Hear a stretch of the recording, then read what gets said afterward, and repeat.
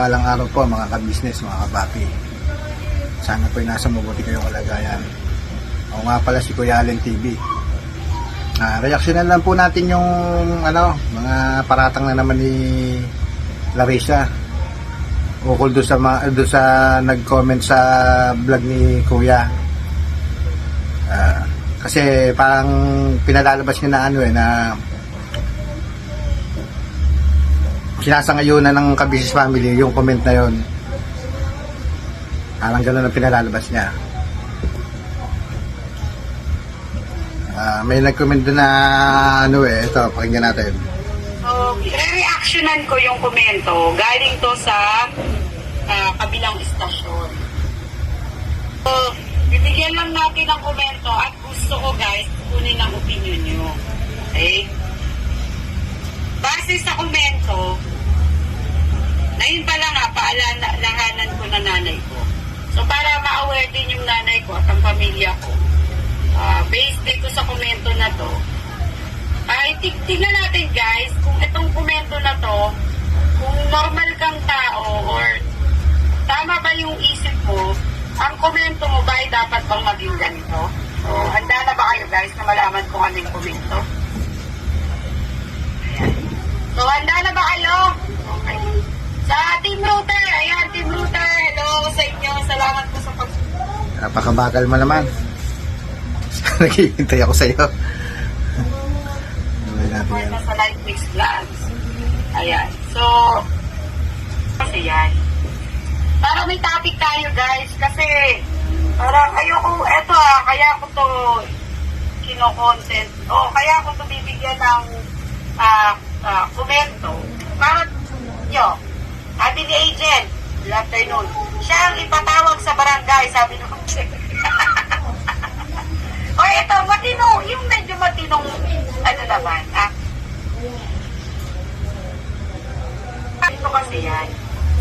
Para may topic tayo guys, kasi, parang ayoko, kaya ko to kino-content, o kaya ko to bibigyan ng komento, para naman mga kamahal, hindi tayo maging inosente, tama ba? O sa mga bagay na dapat natin bigyan ng karapatan ba? Bigyan natin ng karapatan yung sarili natin. So, eto, base sa parang wala nasa message. Forward. Okay. Base dito papakita ko lang. By heart pa yan. By heart. Nakita nyo? Hinard ng may-ari ng content. Sabi dito, oy mga katim, ayan, Rick Aningat, total, ito bigyan nyo ako ng opinion. Sa inyo lang to bilang isang mamamayang Pilipino. Okay? Sabi ng comment, okay, comment. Sabi niya, hindi ko napapangalanan to kasi mukhang nagmamarunong lang din to.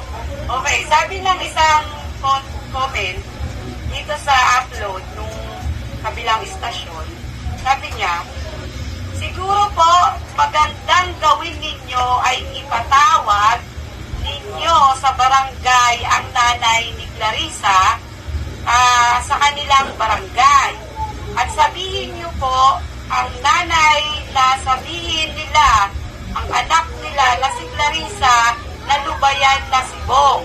Kasi po, di po nakakatulong si Clarissa sa pagkatao ni Bong. Alam naman po natin na kulang ang mentalidad o kaisipan ni Bong. Nakakasira po si Clarissa ng buhay ng isang taong. Parang sinisisi po ni Clarissa ang ka-business family doon sa nag-comment sa upload nila Kuya. Parang binabato ni Clarissa na sinasangayunan daw nila Kuya ka-business yung comment na yon. Sa aking akin namang para sa akin, tama naman yung nag-comment na yon. Kasi dapat nga matagal nang ginawa nila Kuya ka-business yung ganyang aksyon. Kasi talagang kitang-kita naman na talagang sinisira mo yung ka-business family, pati si Kuya Bong. Kaya tama lang na gawin yon, na ipatawag ang nanay mo sa barangay para naman malaman ng nanay mo kung ano yung pinaggagawa mo, diba?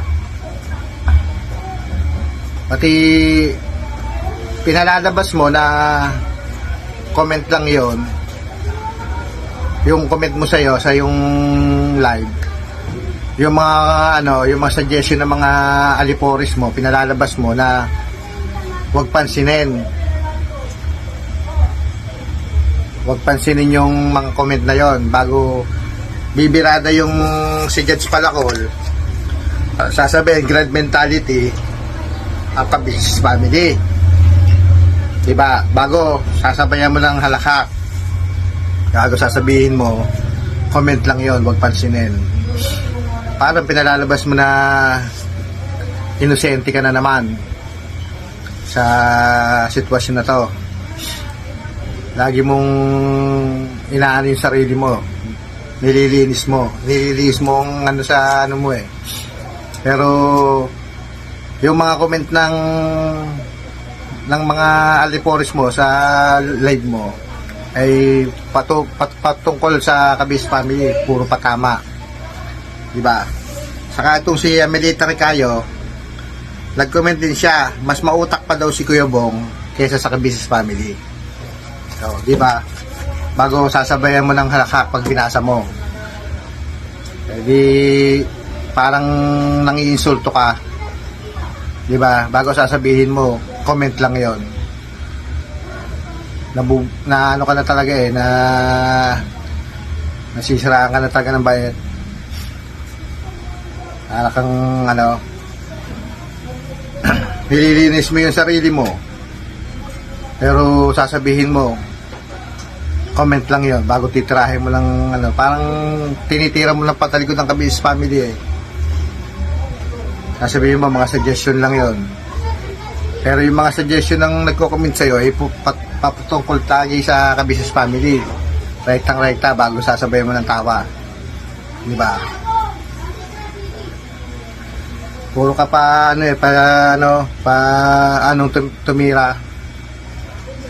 Dapat naman talaga dati pa inano ka na sa ka-business family. Pinanon sa barangay, nireklamo na.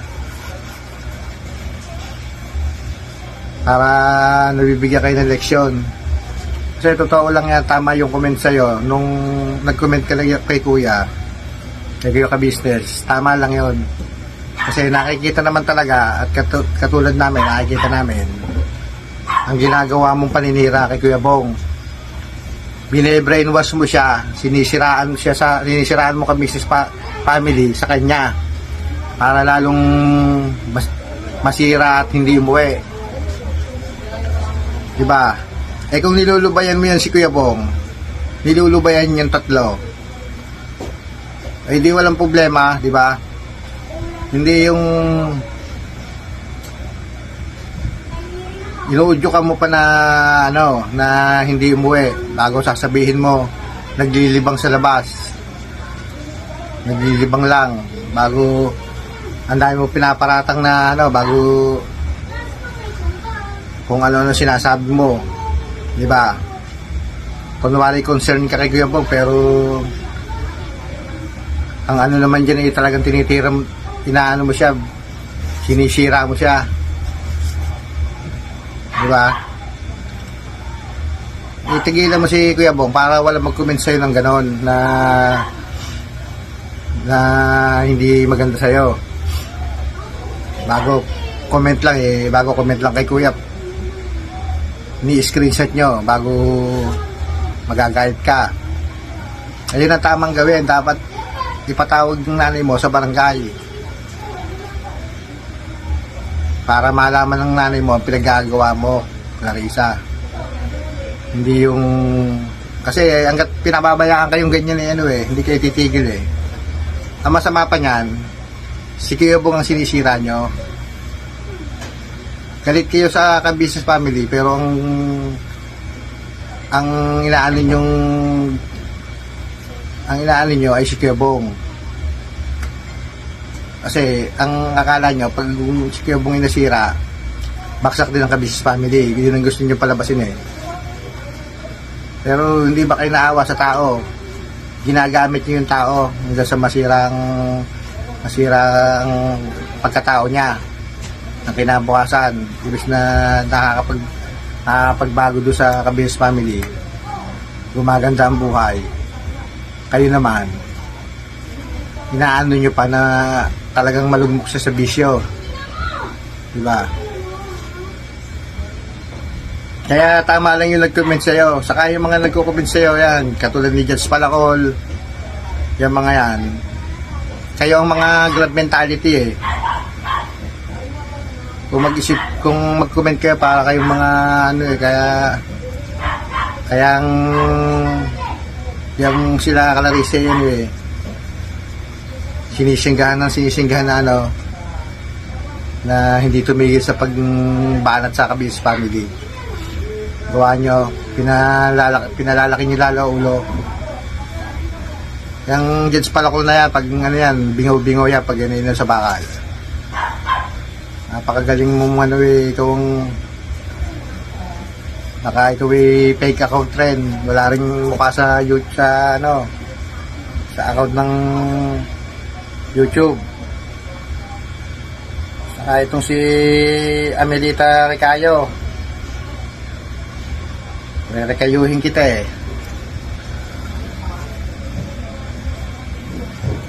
Tama lang yung comment sa'yo. Dapat sa'yo inireklamo na talaga sa barangay. Kasi hanggat hindi kayo ginagawa ng ano ng Kabisnes family, ng aksyon, hindi kayo titigil. Hindi nyo ba alam na paninirang puri yung mga ginagawa nyo? Akala nyo walang kaso yan. Eh kung pababayaan ni Kuya, hindi kayo titigil eh. Dapat umaksyon na talaga si Kuya Kabisnes para makita kung gaano kayo katapang. Mga alagad ni Rick Aningat eh, mga ano, si Rick na ano, patago kung tumira rin, ayaw humarap o comment lang comment sa ano,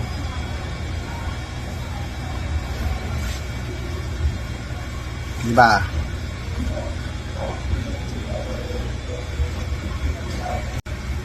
Bago palalabasin mo pa na mga kamag-anak mo yung nasa barangay, diba? Sabi mo yan sa vlog mo, mga kamag-anak mo yung nasa barangay. Bago, dapat ma-inform yung nanay mo para yun yung comment na yun ay baka gawin ng Kabisnes family.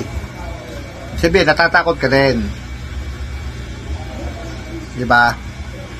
Nag-ano-ano ka lang na matapang eh. Bakit? Takot ka mapahiya? Malaman ng barangay nyo sa Bulacan na ano, kung anong mga pinagagawa mo, diba?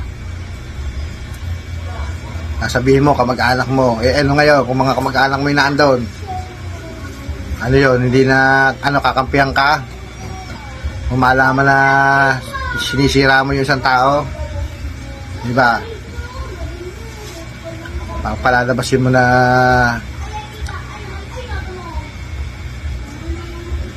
kung ikaw ano, hindi apektado doon sa comment na yon, hindi mo papansinin yan.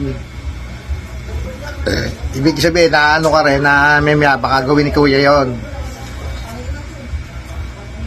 Eh kung sa akin nga, yung nakita ko yung comment na heart din ako dun eh. Kasi yun lang ang tama, yun ang dapat gawin ng Kabisnes family para kayo ay matigil na sa pinagagawa nyo. Hindi na kasi kayo nakakatuwa.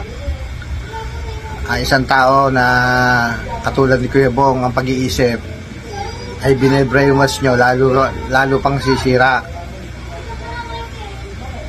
diba? Kung ang utak ni Kuya Bong ay stable, yung ano, hindi na para maano ang Kabis family. Ibig sabihin, hindi nyo kayang ano yung sirain si Kuya Bong. Ay katulad ni Kuya Bong, alam naman natin na yan ay hindi anong ang isip. Di ba? Hindi naman sa ano, hindi naman talaga anong pag-iisip ni Kuya Bong eh. Madali siyang ano, masira. Madali siyang udyukan. Oh. Eh kung ba naman ang inuudyok nyo kay Kuya Bong ay yung magaganda, eh di hindi, walang pagtatalo, hindi kayo aanhin ng Kabis family. Eh kaso ang tinuturo nyo ano eh, yung para masira siya, para masira si Kuya Bong. Eh kahit naman ako, ambat anak ko si Kuya Bong, bago girlfriend ka, bago kung ano-ano tinuturo mo, bay, palalayuin kita dyan. Hindi ka magandang influensya. Yun yun. Naintindihan mo yun, Clarissa. Kaya, tama yung comment sa'yo na dapat ay pinapatawag ang nanay mo sa barangay para ma-action na yung mga ginagawa nyo. Kasi tuloy-tuloy yan. Pag hindi kayo pinabayaan yan, tuloy-tuloy yan. Nangyayari yan. Yan ang dapat na masiwata. Dapat ay mapigilan na yung mga ginagawa nyo. Kaya ipupus namin si Kuya Ka-Business na gawin ang dapat para matigil na kayo. Kaya hanggat kayo hindi pinapatulan, tuloy-tuloy ang panggagamit nyo kay Kuya Bong hanggang sa masira na yung tao. Diba? Kakaano na kayong tatlo.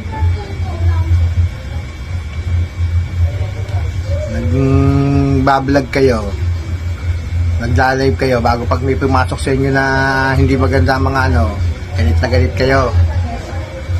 Dapat tirahin nyo rin sa social media, hindi yung bumabanat kayo sa ano.